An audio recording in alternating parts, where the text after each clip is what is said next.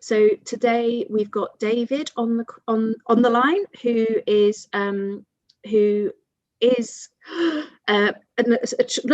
getting tongue-tied now, is a trained doctor, but also founded the Sustainable Development Unit for NHS England a few years ago. He's now an honorary professor at Exeter University. He's participated in our work in Wales previously. He gave the annual Tony Jewell lecture for us last year and really stimulated some kind of interesting debates amongst our Wales and Africa Health Link network, who also went on to form a bit of a steering group following his lecture on how they can kind of move forward on sustainability issues within healthcare. We invited David back on that basis because we found him to be a really inspiring speaker, and we're really glad he came back to speak with us today. He's really helped us kind of frame some of the actions we want to take under the globally responsible goal of the Future Generations Act, which leads me quite neatly to introducing Jane Davidson, who was a previous Welsh Government minister, and her kind of work was really essential in setting up the Act. I think you were Minister for Environment, Sustainability and Housing at the time when that happened. Obviously something we're still giving a lot of attention to in the Wales and Africa sector. Now Jane is a smallholder, a mother, and also an author, and wrote the #FutureGens book, Lessons from a Small Country, that some of you participated in a book club on earlier this week. The book's been really useful in framing some of our thinking as well, and also very pleased that Fairtrade Wales, one of our partner organisations, is mentioned in here, as well as the Wales and Africa programme, which most of our participants are a part of. So there's a bit of a ramble chat to bring you both into the conversation. The format of today is that David's going to talk for 5 minutes, Jane's going to follow up, they're going to respond to each other, and then we're going to open the floor for questions. And I can see there's already something in the chat box, which is quite a relief for me, because I won't have to work too hard at coming up with all the questions myself, which I really don't want to do today. I really want to get everyone's participation. So David, if you want to start, I'd be really grateful. Yeah. Thank you very much indeed, Claire. That's great. Yeah, I'll just chat for about 5 minutes to get the ball rolling. So my background is, as Claire said, I'm a doctor. I've predominantly worked in England and China, not Wales. But actually I really just want to share my perspective of why I use Wales as an example of how change can happen. And I'll tell you in 4.5 minutes what I think that why a healthy planet does need a healthy Wales. But before then, I'll just summarize some things which may be of interest to us all. And I spent 10 years in the NHS trying to get it to completely rethink what its mission was in terms of what a sustainable and fair world would look like, and how the NHS will not just be a passenger but be a leader in that. And there's a lot of analogy between what the NHS can do and has done and is doing, and what a small country like Wales can do.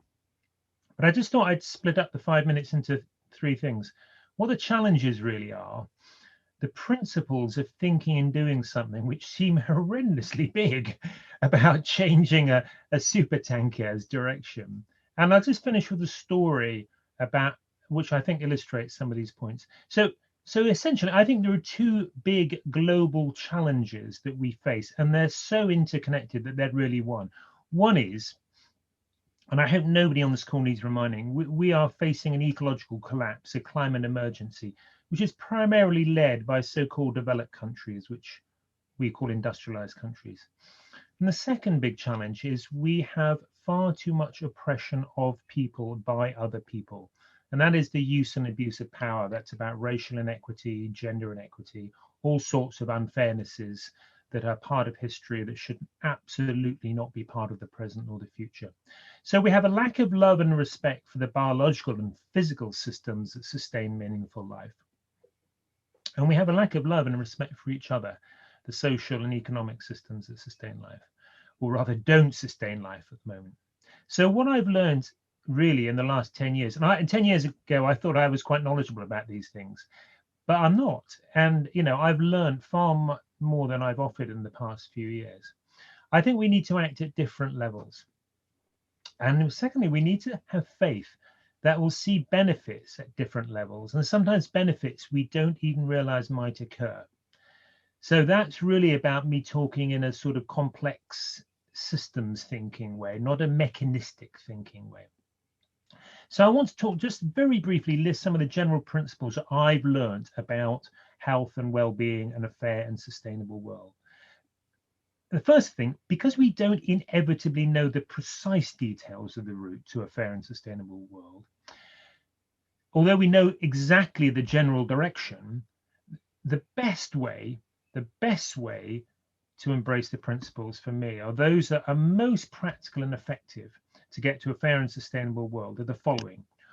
One, and I'd recommend this for everybody actually, it doesn't matter where you sit in the system, we're all leaders and we're all newbies. So we need to be able to have a clear way of framing the big picture. And by the big picture, I mean things like decarbonisation, non-violence, win-wins, poverty eradication, SDGs, the role of the law, all these things, the power of social movements. They're all big things that people like me talk about a lot. But actually, most people want to hear, so what do you want me to do? What are the small things? Like, how do we get a 20 mile an hour speed limit in our area? Or how do we get private cars out of town centres? Or how do we get locally led food systems? And the key, I think one of the real keys is to be able to link your big pictures with your small pictures. Okay, and where Wales fits in is that we need to link the two. So you get those small and crucial parts of the future started now and normalize them quickly. And that is absolutely why I constantly quote the Wellbeing of Future Generations Act, because it's just a wonderful way of normalizing the future. It's normal, it should be normalizing the present. I mean, it's in a sense sad that we have to do this, but in order to encode what we want in the law is a great example. I'm constantly quoting it and I'm absolutely surprised so many people around the world have never heard of it. The next thing I would say is to be able to describe those positive futures in ways that are practical, not just to your colleagues, but a very diverse set of people who are very broad in terms of skills, settings, but most importantly, values.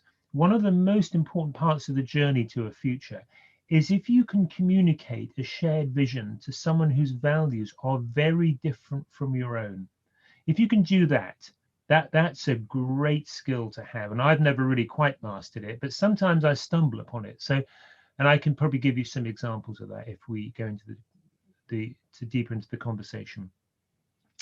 Next, I would really rethink some of the key barriers to progress, which have been good for the past perhaps, but very bad for the future. And the classic one is the way we do capitalism.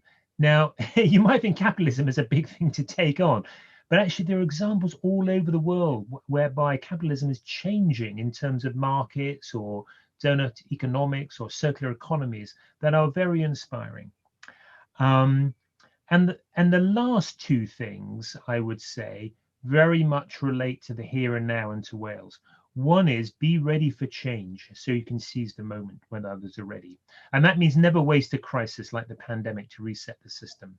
Now, a lot of us have been thinking about what would we do in terms of what's now become called Build Back Better or Build Back Fairer when the pandemic hits or when something we don't expect hits. And the fact is we've all been predicting a pandemic for a long time, so we should know better. And the last thing is really find where the future is already happening. The number of people who said to me, wouldn't it be great if we had an act in our country that says, you know, we ought to enshrine the effects of current legislation and policy on what is happening to future generations. And I say, for goodness sake, that's already happened. It's happening now in Wales. So it is unbelievably inspiring. And so I'll just finish with a quick story. Now, this is a story that is not much to do with health and well-being, healthcare, but it's everything to do with health and well-being and fairness. And this is a story that you might have heard of called Desert Tech, which is the word desert with EC on the end.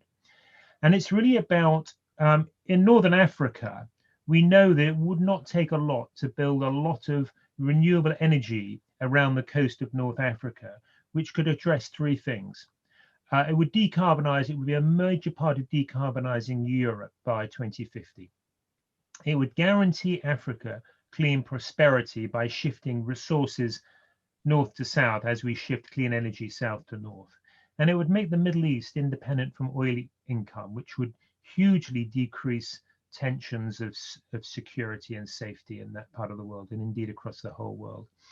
And this does lots of other things. It provides fresh water to the coast of North Africa. It pushes the desert back. It creates food. It creates jobs. It creates cleaner, fairer air. I mean, there are so many win-wins to this that it's worthwhile having a look at it. But there are clearly barriers, and we ought to acknowledge those too. But these futures are possible, and it's only our failure of imagination that's not, and our collaboration that's not making these come together. So in summary, I'd say that there are basically 4 things where Wales really adds to the global journey. One is it's sufficiently small to be dynamic. I find working in England and the English Parliament very difficult. Wales is small. You can go along to the minister and you can find where the networks are. The second is it's smart. Wales is an incredibly smart country and it's always had global reach. Thirdly, it's a socially cohesive and country that's not afraid of saying social justice is part of our makeup. And lastly, it has the legislative framework to do the future properly. So I'll stop there, Claire, Jane, and I'll let you pick up any threads you wish to and let the audience in due course. Thank you, David. I'm going to hand straight over to Jane in case she wants to respond to any of those points, and I'll come back afterwards. So Jane, if you want to begin. Thank you. Thank you, Claire, for the opportunity to join you on this session, and thank you, David, for, as usual, a really provocative opening, which actually challenges the way we do business now. And I think that's sort of where I start. I mean, it's probably worthwhile, I don't normally do this, but it's probably worthwhile saying a little bit about my background as well, because normally I sort of appear fully formed, either as a minister for 12 years or as an ex-minister since I left government. But actually, I think one of the points that that David was making about what actions we can take and at what level we can take them, that a lot of those goes back to things that we individually feel passionate about. And I'm starting to feel this is incredibly important, and that we should trust our instincts in those areas as well. And one of the although I've talked a lot about the book since it was published back in June last year, most of those conversations have been about how Wales started on a journey where it tried to embed sustainable development in everything it did and promote that, and struggled with it. And that's why we now have the Wellbeing of Future Generations Act to really enshrine an opportunity into law. But actually, alongside that, for me, obviously, is my personal story. David started by saying, he is a doctor. He has worked in the NHS for years. He's done a massive amount of work, in a sense, challenging some of the sort of ethos of the reactive nature of the NHS and looking at ways to make it not just responsive, but actually able to lead in areas that contribute towards good health. And my own background, I'm not medical at all, but I'm the product of 2 medical parents. I'm the product of a professor of medicine who took me to what was Rhodesia when I was 3 years old, and I lived there until I was 15. So the single place in the world that I really call home, that has been so important in so many of the values that I had later in life, is actually growing up in Honorary. And the reason that was important was on a number of levels. One was actually about the importance of health services and what they can do and how people need access to them.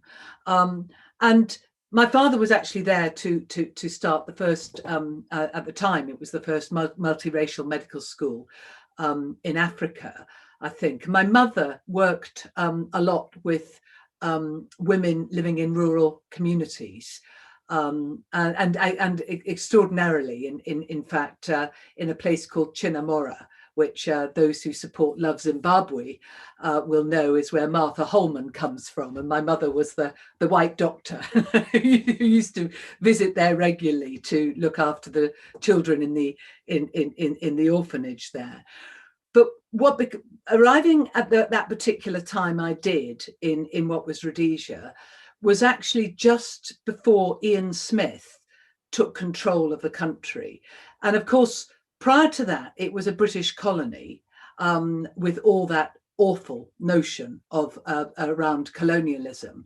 But under Ian Smith, it became white rule by a particular view of white rule. And even as a child, I saw the changes. So literally, it was just things like, you know, on one day I'd be able to go into a playground with my nanny. I had a black nanny who was, I have to say, for most of my childhood, dearer to me than my parents, because my parents were out there being medical, and she was the person who looked after me. And you know, one day I could go somewhere with her, and on the next day I couldn't, and that was all down to the government and what the government chose to do. And the worst thing in many ways is in Rhodesia, there was no law about apartheid, but it was a de facto apartheid state. So lots of things that are of enormous value to be anti-racism, equality, opportunity, the importance of education, all those things came about from living in an environment which was depriving people of that.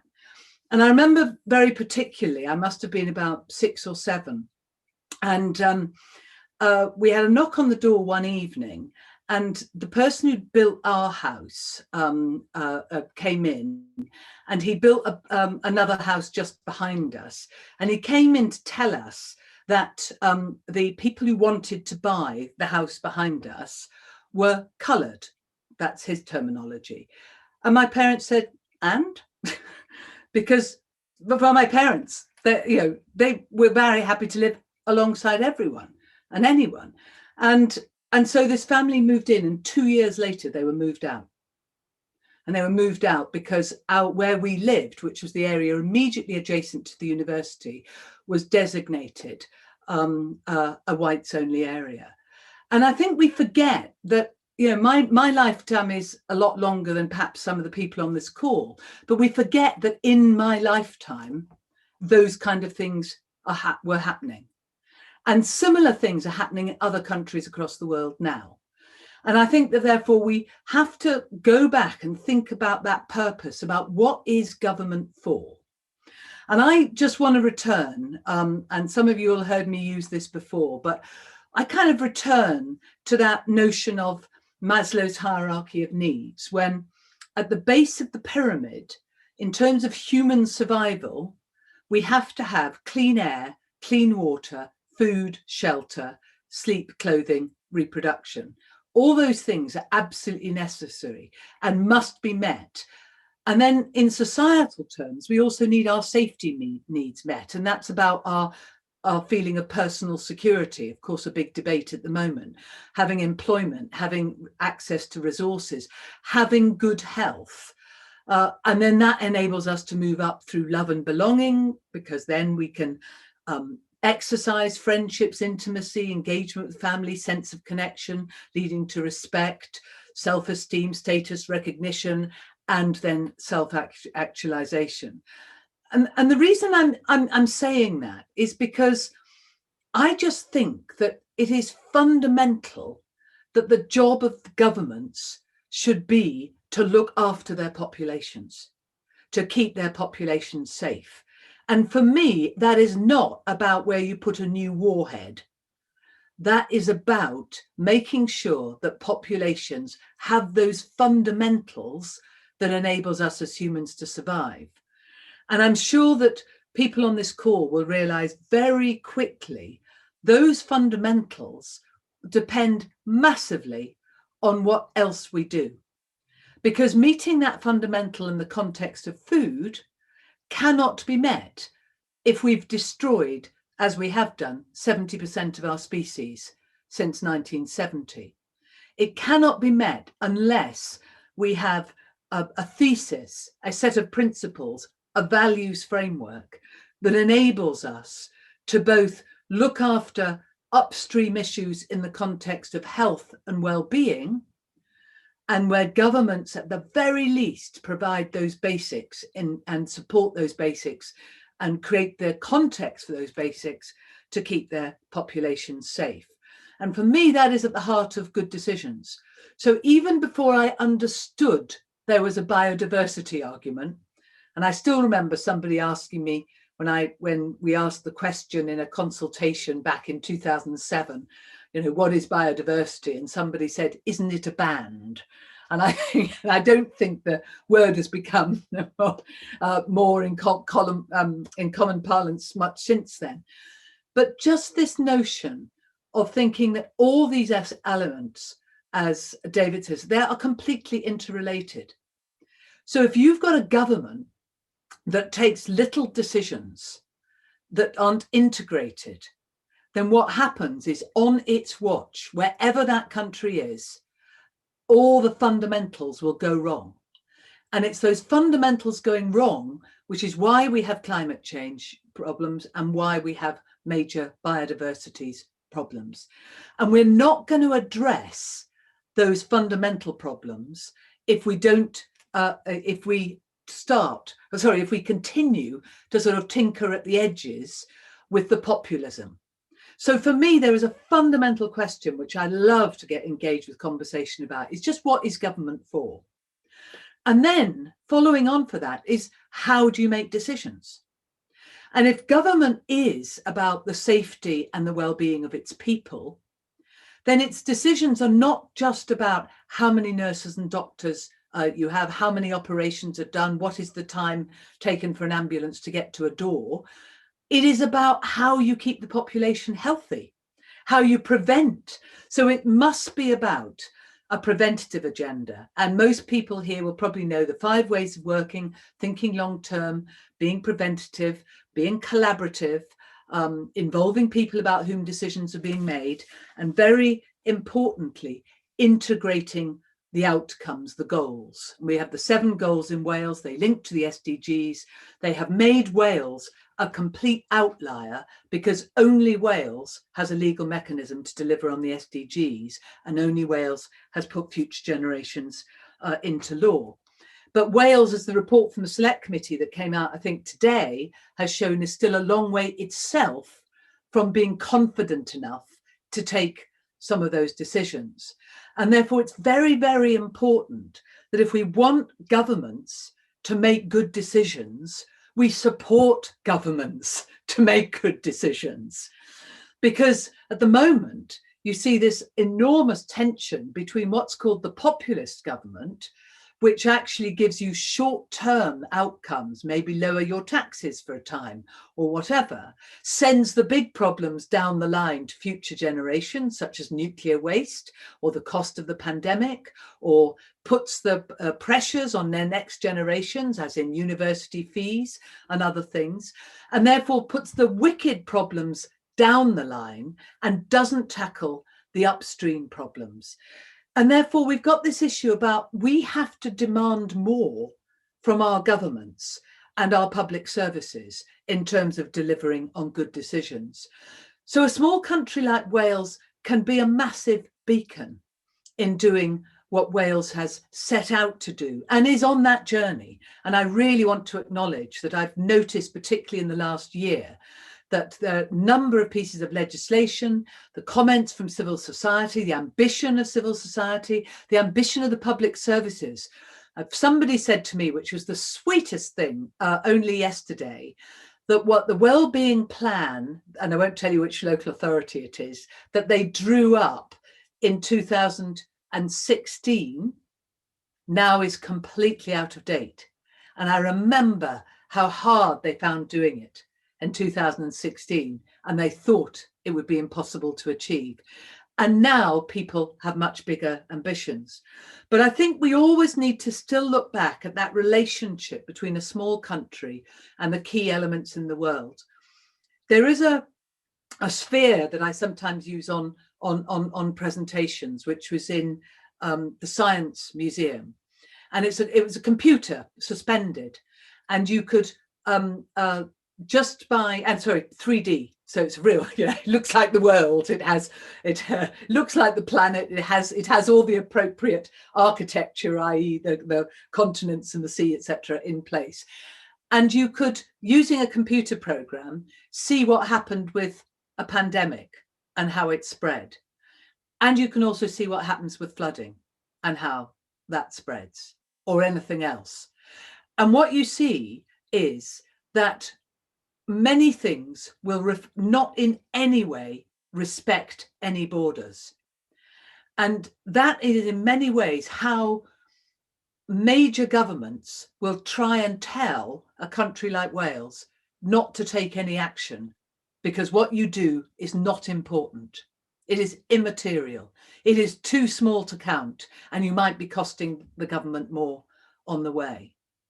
But everywhere there have to be leaders, because we're not going to deal with those massive issues and the consequences, which are always social justice consequences, if we don't get that ecological and climate relationship right.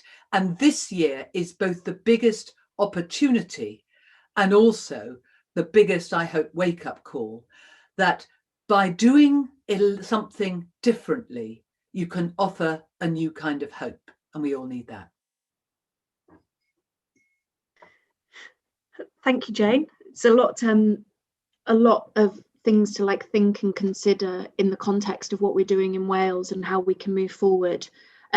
Listening to you both speaking about kind of the roles of government, what we can learn from other countries, harnessing what's happened with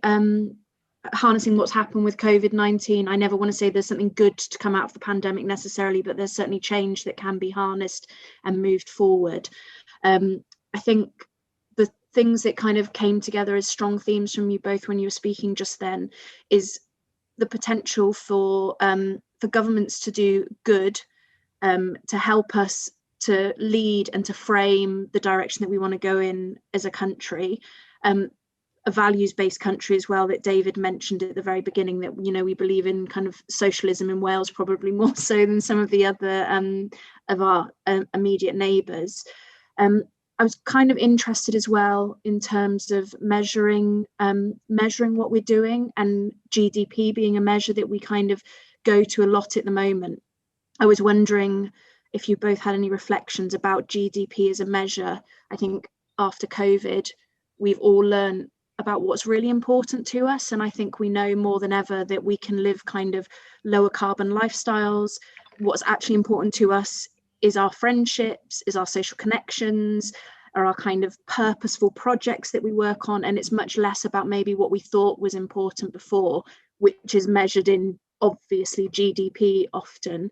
I wondered if you've got any reflections on how Wales should be talking about our growth, or whether growth is something that we should just park and we should be talking about what we do as a country in completely different terms. It's interesting. It's very interesting because when I wrote down some things while Jane was talking, and I did mention, I did look at GDP actually. One of the things I was going to say about Wales in its strength is it's not the wealthiest country in the world. I think that's a strength actually. It's not wealthy in terms of GDP. It might be wealthy into many more important indices of human and biological welfare. And I think many people on the call will remember, I think it was Robert Kennedy who said that GDP measures everything in the world except those things which make life meaningful. And the second reflection, both towards your question, Claire, and towards what Jane was saying, was the role of government.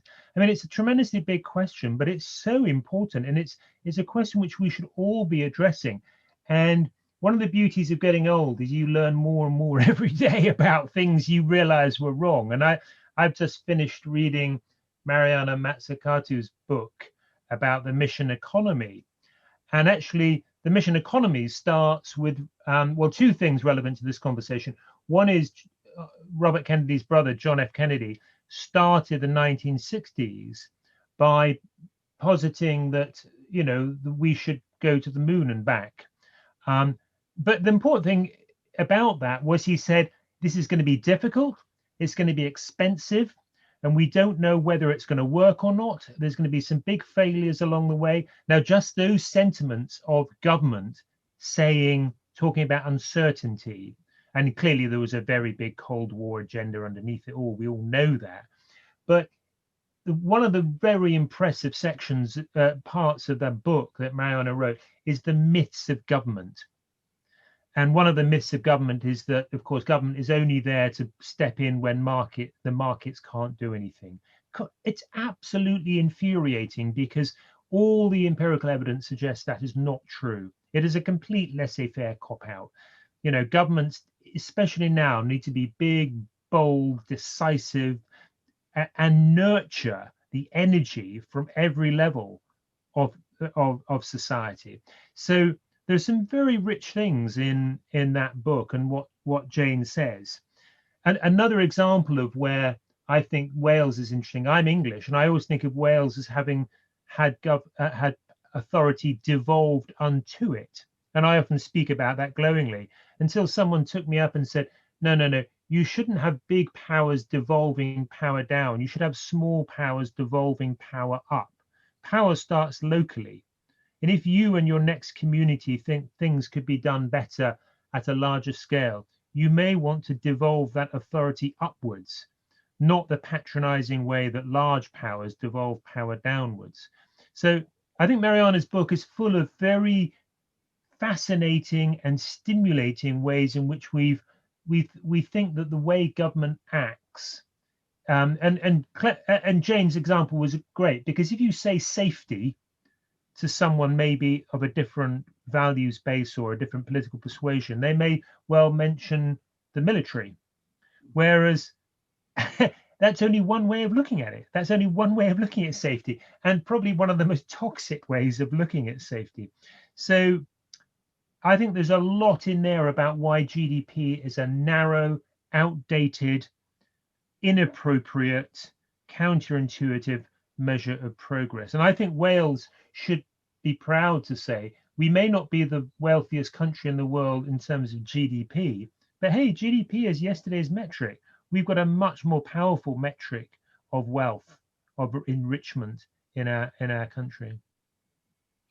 Yeah, I think that's it's a really important point, and the values framework that underpins the Wellbeing of Future Generations Act, of course, is about social justice, environmental justice, economic justice, cultural justice. I mean, it's those are the pillars on which the goals and the ways of working is built. And I think we do have, as you said at the beginning, Claire, to look at re-look at our lives and think of what is of value. And I think that the COVID experience has taught us something very important. And love is low carbon. You know, that love is best expressed often by standing on a beach looking at a sunset. And if you're on your feet, and it's not expressed by dashing across the world in a metal tube to a business meeting. And we now know that there are all sorts of ways in which we can engage with many, many more people. And for me, what's been completely bizarre, as a new author, and a new author from Wales, which is pretty well guaranteed to consign you to the dustbin of publisher history as well, because people go, where's Wales? Is it in England? It's been a question that's come to me on many occasions. But actually, this mechanism has opened up opportunities to speak to the world. But down there on the ground, Wales is enormously wealthy. Wales has always been wealthy. Wales was the bedrock of the Industrial Revolution. Wales was the first place that the first £1 million cheque was signed in the coal exchange. Wales had copper, it had iron, it had coal. Look at slate, look at the nature of the building. Wales exported all those things. And the problem was, the market problem was, the government problem was that that was all extracted by someone else. And all the value of that was taken out of Wales. I think the big opportunity now is that when you still look at Wales in the context of value, Wales has sun, Wales has wind, Wales has water. At a time when all those things are becoming more and more important for all sorts of reasons in our lives, Wales has those in abundance. And Wales can utilise those in terms of keeping its population, keeping the lights on, to use that old expression, in a benign way. And Wales also has a real opportunity in terms of changing the way it does agriculture, changing the way it manages woodland. It's got big ambition. I mean, Claire, you quoted it at the beginning. You know, Wales has no foreign office powers, and yet not only was it the first fair trade nation in the world, but it has been the nation with the largest number of Africa, Wales, village, town and other links, community links, including health links, not as a result of foreign office power, but actually because of communities engaging with each other. And Wales has so much to build on in those terms. Now, that's not about GDP. And in fact, if I burnt my house down tonight, I'd improve the area's GDP. So GDP is just an atrocious measure. But actually, and I actually think this idea of growth, with sort of endless growth, we know that growth and growth so far has always been at the expense of the other things that really matter. And that's about carbon emissions, and that's around our biodiversity and loss of species. But I really like the fact that some of the small governments of the world have got together in a brand called Wellbeing Economics. And that's about saying we will redefine what a government does in the context of how it budgets and what it budgets for.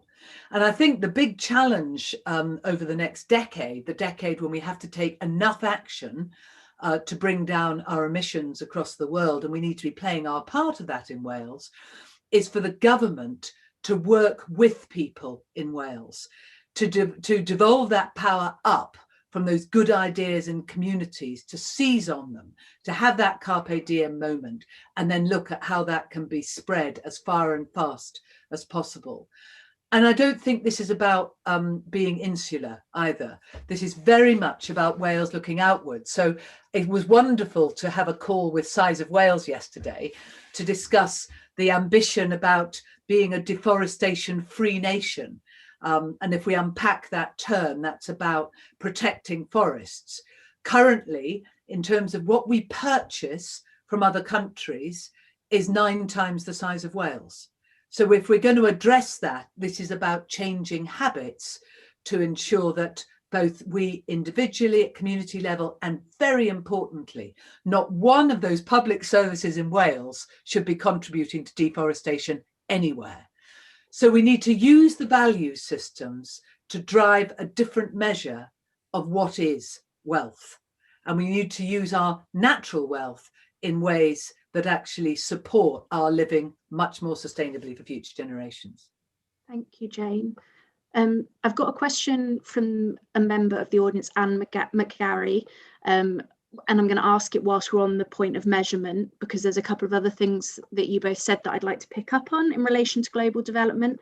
But Anne's asking if life expectancy is a good measure. Let me just double check the wording of it in a second. It's in the chat box rather than the question box, so I had kind of missed it temporarily. So is life expectancy the best measure of a healthy population? My background before I came into this role was working Campaign to End Loneliness, where I work with a lot of older people in rural Wales who would say that actually life expectancy isn't a good measure, simply because they're living very lonely lives So I guess I'm interested to know what your perspectives are on life expectancy as a measure of population well-being. Shall I have a quick go at that? Yeah, so the simple answer is no, it's not. It used to be a very good measure, but it's not anymore, partly because of the paradoxical success of healthcare services, not of health services, but of healthcare services.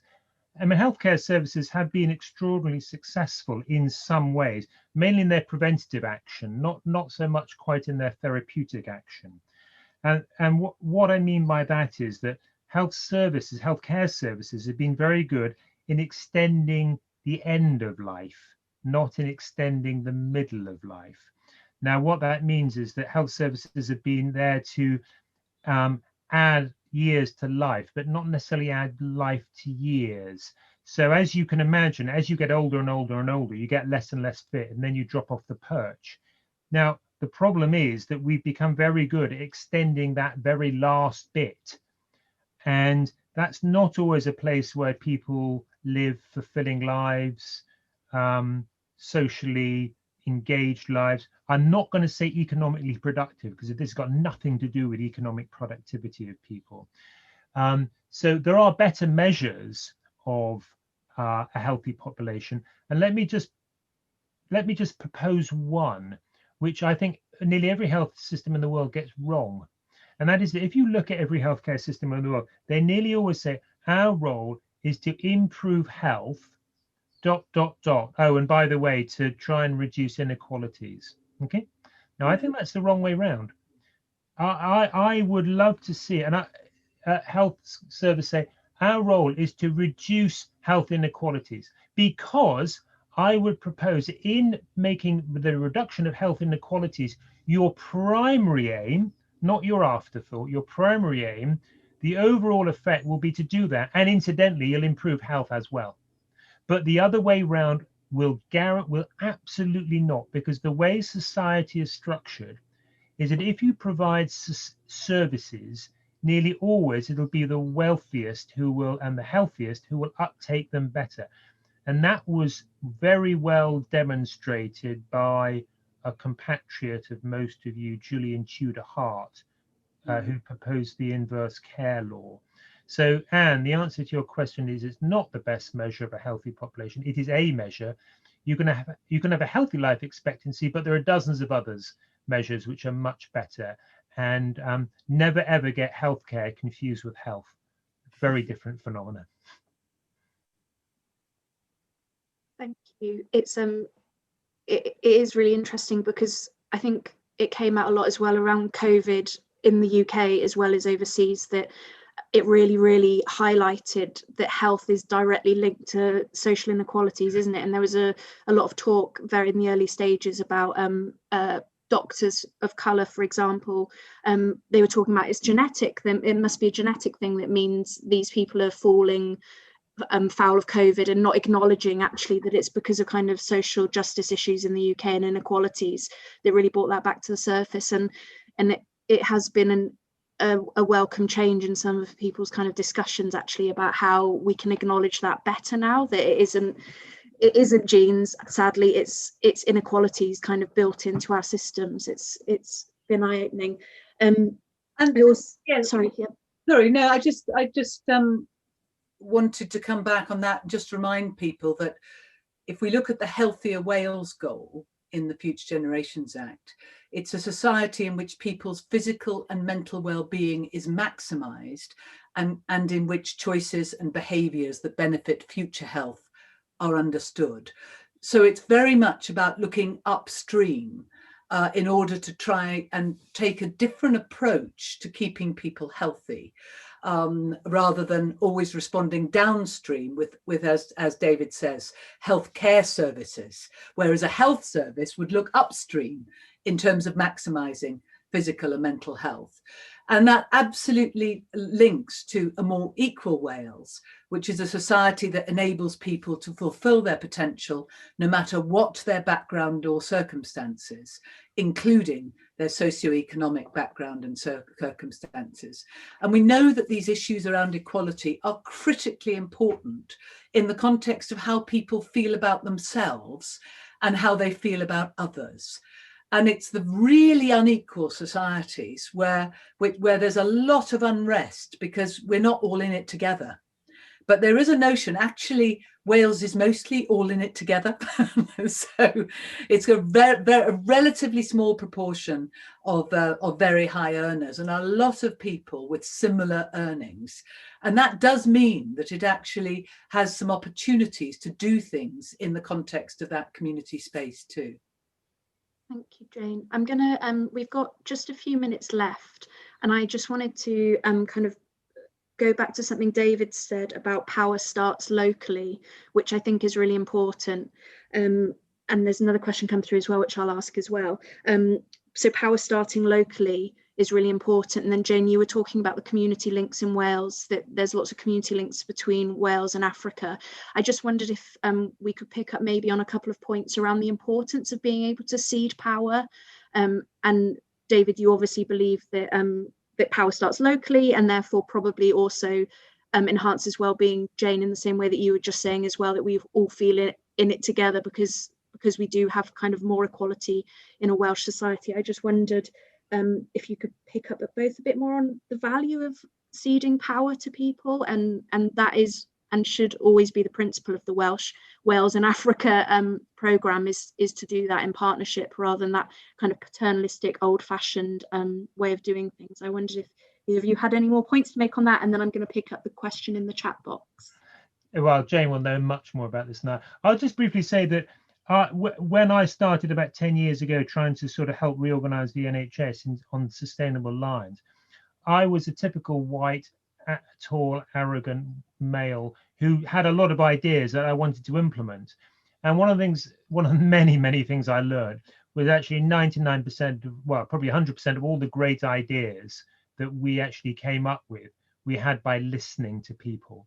And just that simple act of listening, of keeping quiet, of giving people license to share their experience and share their values and share their vision, not only was it great in terms of actually the wisdom of the many, the wisdom of the crowds, but it quite a different thing as well, which was equally important, which was it gave mandate to what we said.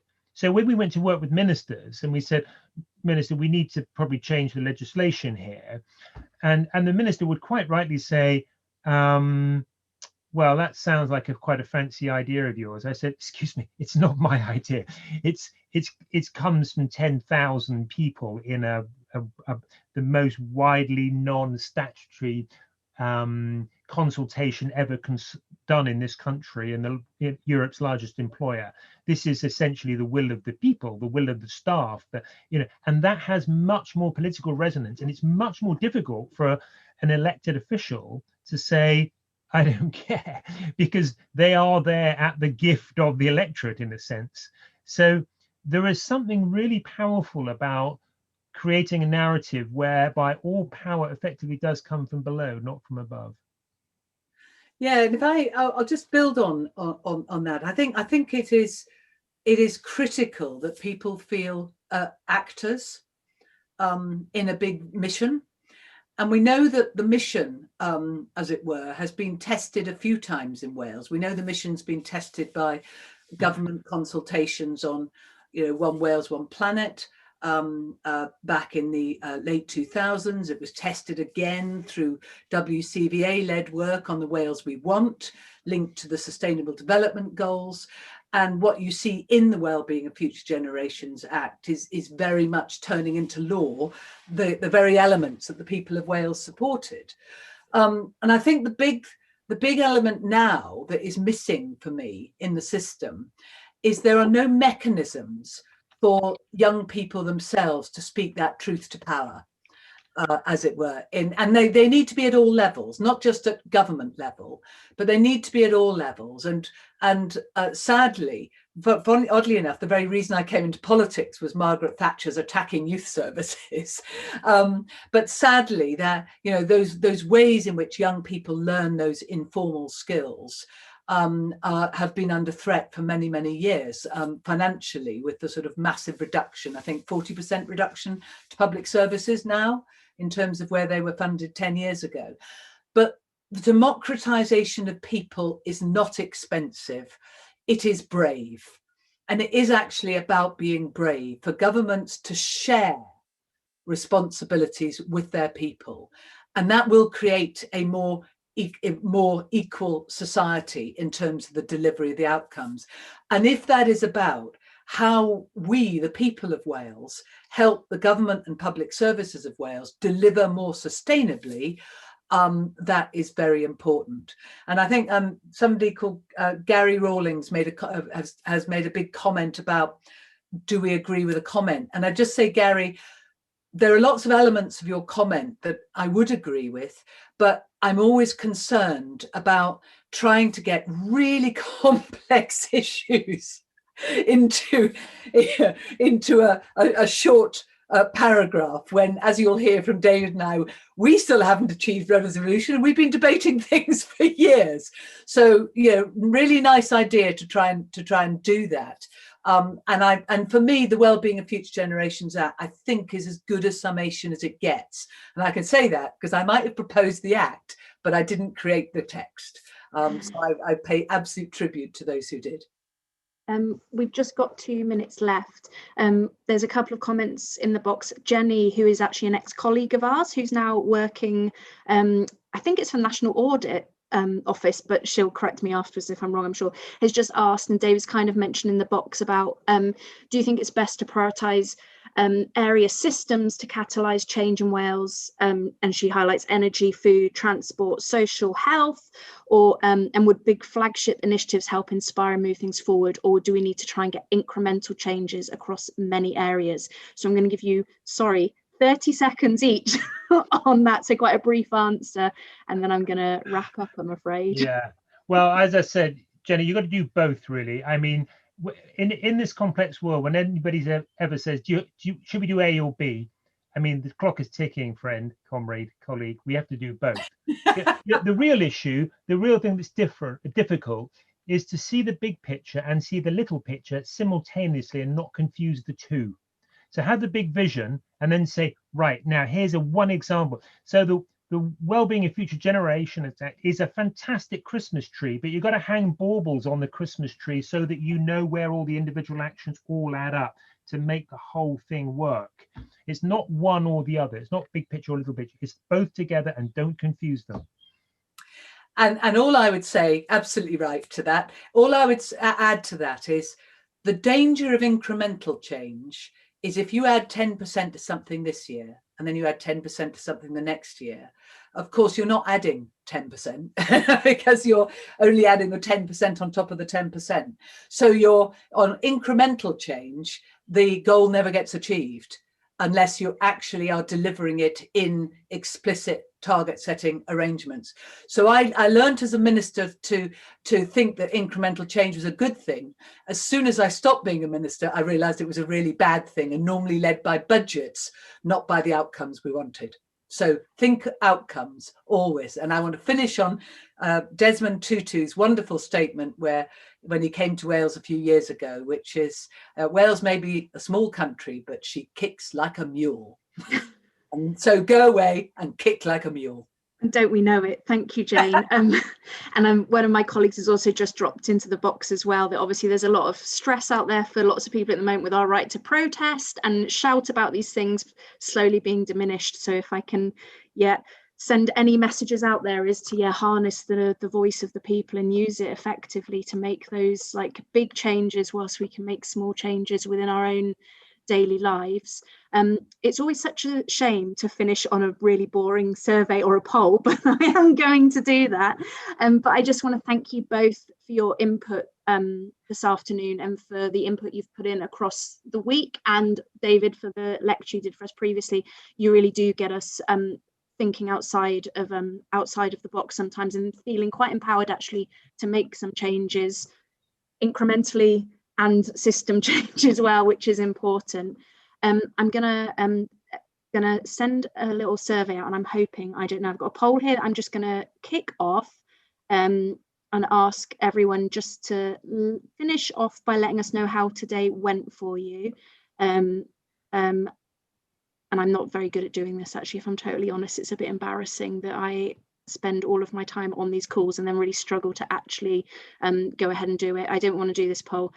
Actually, do you know what? Turns out I don't think I'm going to. I'm going to ask my colleague, Peter, to drop the links. Oh, he's done it for me. Phew. Thank you. I get panicked with technology. What a terrible way to be at my age. I should be fully embracing it. The poll's going. Let us know how it went today. We're going to send out a survey in the box as well if you want to give us more qualitative feedback. It's really important. We love doing these online polls or online sessions because it democratizes voices, actually, and we can get people from all over the planet speaking to us, and we can get people from all levels of society speaking to us as well, which is really, really important. But I know we all desperately miss getting together in a room. I think this year has been a wild ride. This time last year we would have all been in North Wales at our North Wales summit. This year we're all behind our screens, sadly, but there's definitely benefit to both ways of working.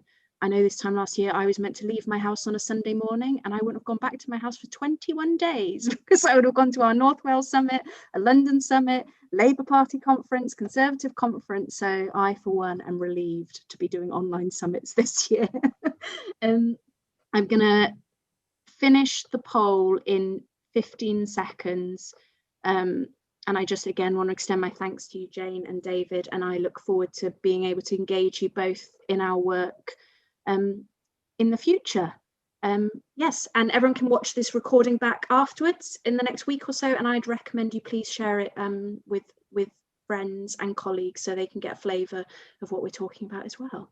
I'm going to end the poll and I'm going to end the session. Thank you very much, everyone. Thank you.